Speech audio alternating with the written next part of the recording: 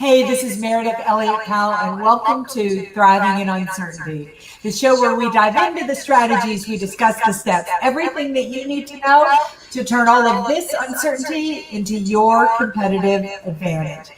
And today, my guest is Russell Trahan, the man who knows everything about helping us get above the white noise, stand out from the competition, and really become visible in today's marketplace. Welcome to the show, Russell. Hi, Meredith. Thanks for having me. Well, I'm excited to have you here today because I think that visibility has become so important in today's marketplace. I mean, not only is the marketplace overcrowded, but add to that the fact that we can no longer get face-to-face to people. But before we dive into that discussion, tell our audience a little bit about you and really how you got into the public relations space. Sure. Well, thank you. I've been with PR actually going on 10 years now. Wow. My March 25th next week will be my 10th anniversary as owner and president of the agency. I actually started with the agency in '05, but the agency itself is more than 20 years old. Pam Lontos, who I know you knew. Yeah, Pam Lontos was the founder. You know, she was a speaker and consultant and author in her own right when she founded the agency. But I've done some form of marketing, publicity, meeting and event planning my whole adult career. I had mostly been with nonprofit organizations, chambers of commerce, downtown business associations, nonprofits, but still with a business bent to them. So I was working with the Walt Disney Company out in California, and after about 5 years, they transferred me out here to Florida. Well, that's when I met Pam and her husband and business partner, Rick, and decided I liked the idea of going back to agency work. So joined her agency, as I say, in October of '05, and then in March of '11, she came to me and said, "You want to buy the company?" I'm like, well, yeah, you know, it's so well branded, so well respected, has such a great reputation. Why would I not want to? I mean, we have a 20-year history of getting 100% of our clients' placements, so what's not to want to continue with that legacy? So, yeah, next week it'll be 10 years I've been at the helm. Wow, that's hard to believe. That's coming fast. Yes, as Kermit the Frog always says, fun times when you're having flies. That's right. So I always think that public relations has been important in getting above the white noise, presenting yourself as a thought leader. But as we've moved into this uncertain marketplace, kind of describe how you think it has become even more impactful and more important now. Sure. Well, and goes back to what you alluded to earlier, what you just said, because we can't have that face-to-face, because we can't, salespeople can't go out and talk to their clients face-to-face. Even HR directors can't hire people, can't bring people in for interviews across their desks. Speakers, consultants, they're having to do everything via Zoom and webcasts these days. So it's even more important to maintain that top of mind awareness. When you can't be in front of them in person, you've got to think of ways to be in front of them, in different methods, just to make sure that they're still thinking about you. Make sure that when we get out of all of this and things go back to whatever normal is going to be, that you're the one they continue to think of, that, oh yeah, before all this happened, she was the one we always called for our annual conventions. Now that we're having annual conventions again, are they still thinking of you as the one to call? What are some of the biggest challenges about getting into public relations, getting visibility, or what are some of the hidden misperceptions people have about it? Sure. Well, and that also goes back to what you alluded to earlier, is getting heard above the noise, getting your name out there. There are so many people out there. You've got well-established speakers and consultants. You've got a lot of emerging speakers and consultants. Plus, you've got so many methods. You've got social media, blogs, podcasts, all these methods. And so it's a matter of choosing the one that's going to best align with your target market and where they already are. The misconception, one of the biggest misconception I hear is just content. Oh, I've got to have content. I've got to put content out there. I've got to post on LinkedIn. I've got to tweet. I've got to have a blog. I've got to have a podcast. I've got to do all this. And it's not just a matter of putting the content out there and hoping they find it. But what's really going to work, what's going to help you maintain that top of mind awareness is putting your content where your target market already is. Rather than hope they pick up a magazine, hope that they get the Wall Street Journal that day, hope that they turn to the section you're in, hope that they read the article you're quoted in, hope that they read down far enough to read your quote. That's a lot of hoping, but when you're already where they are, when you're in their trade and industry magazines, when you've joined the groups they're in on LinkedIn, when you're putting the content not just nebulously out there, but directly in front of where your target market already is, that's how you're going to remain top of mind. So how do you find out where your target market is? Well, just a little bit of research. I mean, it's so much easier these days. The next time you talk to your clients, ask them, what magazines do you read? What podcasts do you subscribe to? What blogs do you follow? Also, it just takes a little bit of Googling. If your target market is hospital administrators, just Google Hospital Administrator Association and see what magazines there are, see what podcasts there are, what blogs there are.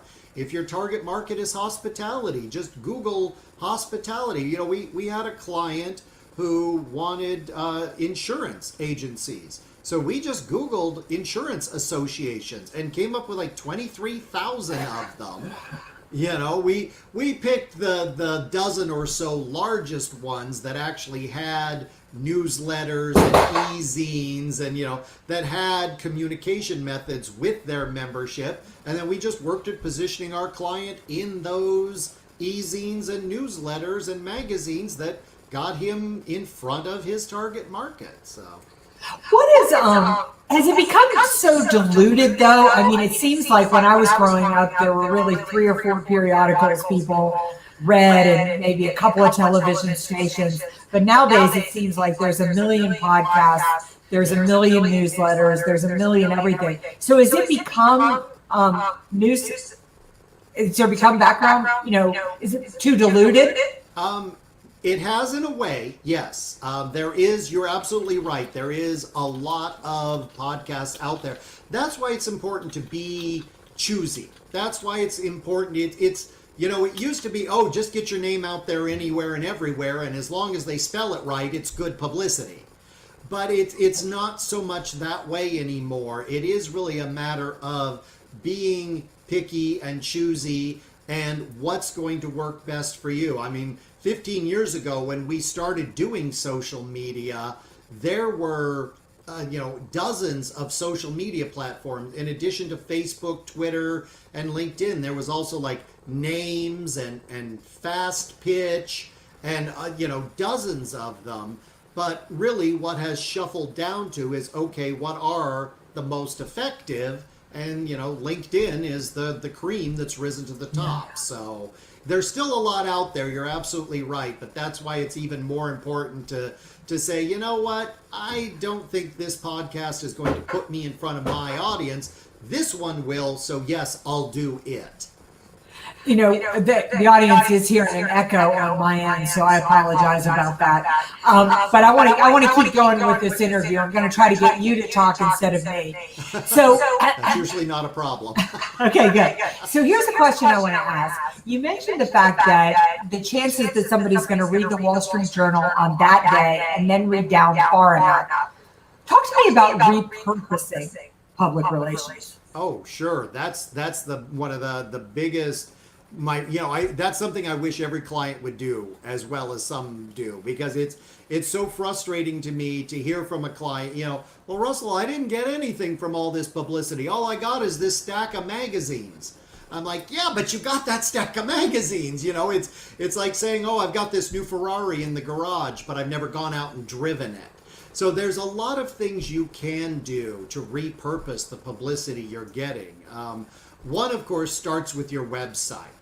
Starting an in the media page on your website, or an as seen in page. Put the interviews you're getting when they're online. Put video clips if you're on television or in a podcast. This is going to go on my website when it's published. So it's having that on your website, because almost all media these days will put a hot link in their source back to your website. So when you put a link back to that placement, that's what they call a closed loop link, which is something that the algorithms, the little SEO bots, just absolutely love. So always, of course, start with your own website and put a media page there, and then use social media. When you get a placement in a magazine or a podcast, put that on your LinkedIn. Make it a post. Thank the organization that gave you that publicity. Tag the writer who interviewed you in the Wall Street Journal and say thank you to the Wall Street Journal. We had a client recently that we got her into a Boston area business journal. We got her article placed in, it's not an association magazine, but it's a business journal in the Boston area. And we got her article in there, so then she tagged it on LinkedIn and thanked the editors for running her article and how excited she was about that. Well, then she got a call from an organization that was putting on a Young Entrepreneurs Festival and invited her to come and do a workshop for them. So it's because not only the placement, but because then she used it in social media and the readers saw that. So those are the two main things. And then, of course, do your outreach, make those phone calls. So many people are so scared of making those phone calls. I love Ed Rigsby. He practices what we preach. Ed's a great guy, and he always says, pick up the phone, make that call. And so, when you're in the trade journal, when you're in the association magazine, do a quick Google. You're in a bar association magazine. Google your local, state, regional, and the National Bar Association. See when and where their meetings are. See who their meeting planner is, who's their events, who does their marketing, who's their communication director, and make that phone call. Hey, I was in the March issue of the Pulse Legal News. I see you've got a convention coming up in July. Let's talk about it. Because when you've got that article in that trade magazine or that industry magazine, that's a stamp of endorsement. It's such a stamp of authority that your message is relevant to their audience. And because the editor is certainly not going to waste space in their magazine, they're only going to run your article, they're only going to run your content if it's applicable to their readership. The meeting planner knows that your message and your content is going to be applicable to their audience because it's the same group of people. So how do you craft a pitch? I mean, how do you reach out in the first place to try to get any public relations? You bet. Well, it's very important. It's one of the biggest mistakes I see. Don't start with I. Don't start with I'm great, I can do this for you, I've solved these problems, I make these businesses better. It's okay, your book may be wonderful and your mother may love you, but the editor just doesn't care. What the editor cares about is being a resource to their readership. That editor wants their readership to gain value. So start with what you can do for the readership. Start with, now when we craft a press release, we usually start with the situation. What are you talking about? What's going on in the world?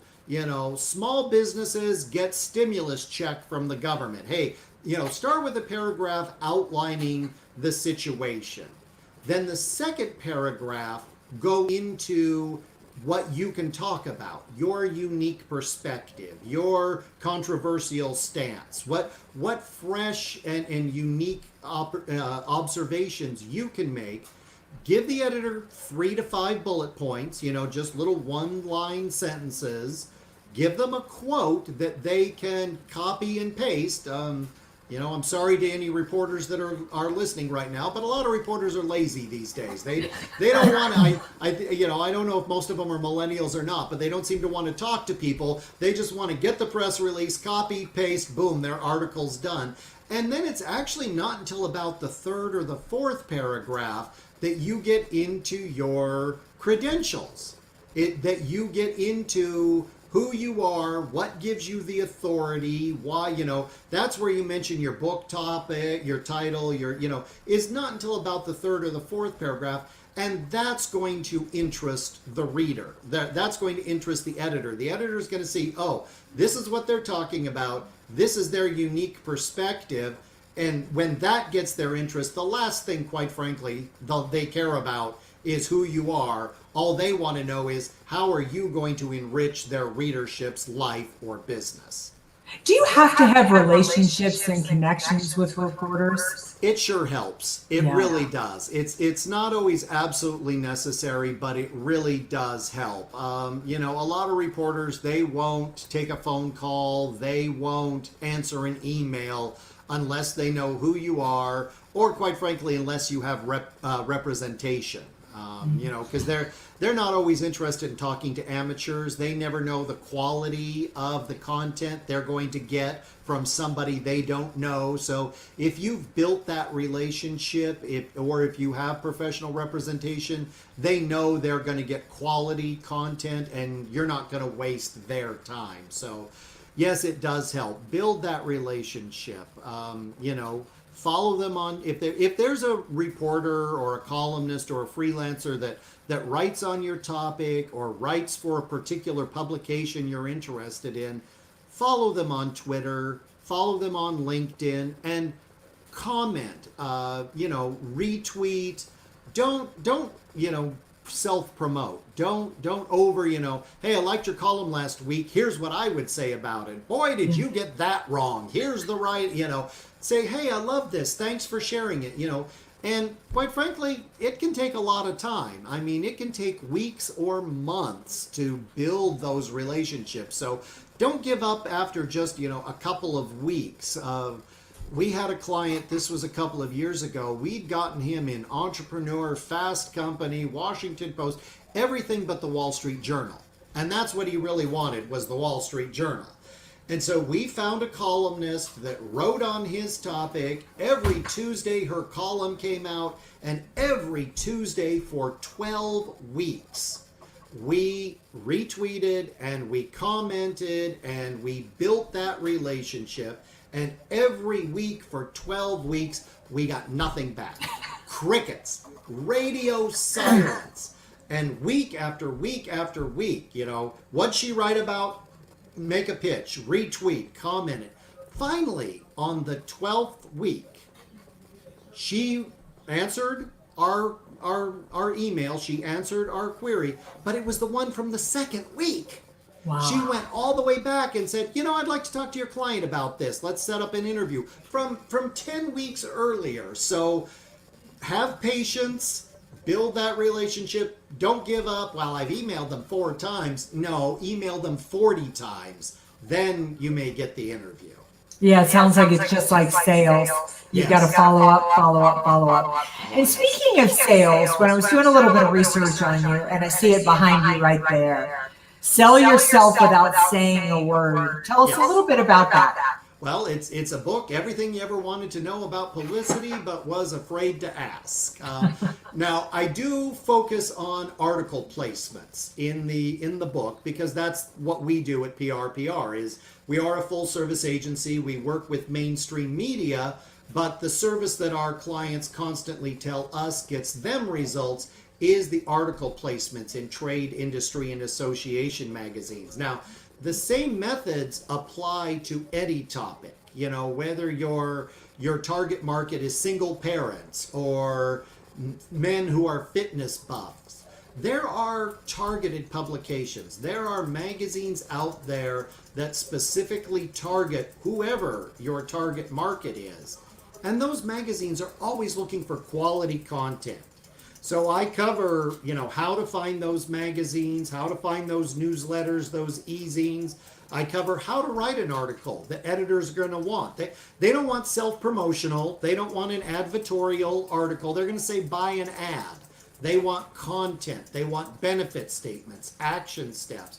And then, of course, as we've covered here today, I do cover how to take advantage of that publicity, how to use it so you don't just have a stack of magazines sitting there. When I think about public relations, one last question I want to ask you, and then I'm actually going to have two questions after that. What does PR do for you? PR done properly establishes you as the thought leader. It gives you that stamp of endorsement. It gives you that instant credibility. It puts you as part of the story. So, anybody can buy an ad and anybody can say anything in an ad, and most people don't believe ads these days. But when you're in the content, when you're part of the story, like I said, it gives you that stamp of endorsement. Now, if you're a well-established speaker, it gives you that top-of-mind awareness. It keeps you fresh in your audience's market. The great and wonderful Patricia Fripp has been, a client on and off of PRs for years. And, she came back to us one time a couple of years ago and said she'd given a keynote address every year for the past 5 years at this one association. And she noticed it wasn't on her calendar yet for the next year. So she called the association up to see if they wanted to book her because her calendar was getting filled up. Turned out the association had a new meeting planner and the new woman had never heard of Patricia before. And so, she realized the importance of staying fresh in your target. No matter how well established you are, you've got to stay fresh.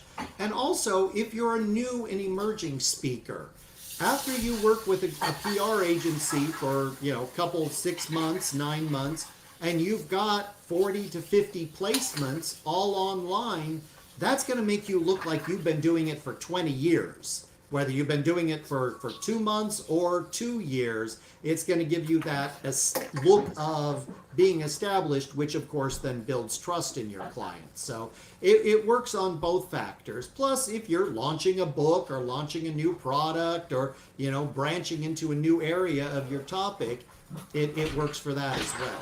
Yeah, I think before COVID, it was important. I think after COVID, it's critical. All right, it's hard to believe, but we are at the end of our time here, and I have two last questions for you. Number one, tell our audience how they can find out more about you, more about PR, and all the incredible information you provide.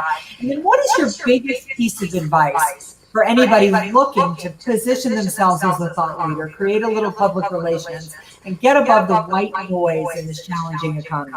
Sure. Well, the best way to get a hold of me is through the website. It's prpr.net.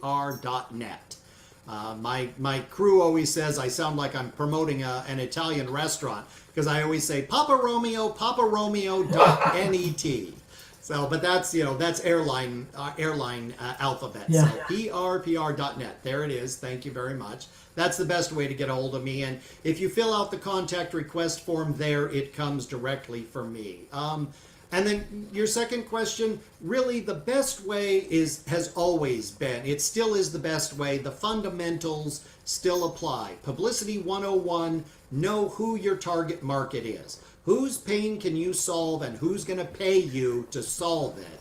And then Publicity 102 is, where is that target market? And position yourself. The best way to be heard above the noise is position yourself directly in front of where they already are. Thank you, Russell. That is great advice. That is one reason we are going live right now on YouTube, LinkedIn, and Facebook, because that is where both of our target markets lie. I want to thank you so much again for joining us today. We may have to do this again given my echo problem, but third time will be the charm. Yes. So thanks everybody for joining us for another episode of Thriving in Uncertainty. And we'll see you next week with another guest and another set of strategies on how to turn all of this uncertainty into your competitive advantage. Bye-bye. Thank you. Bye.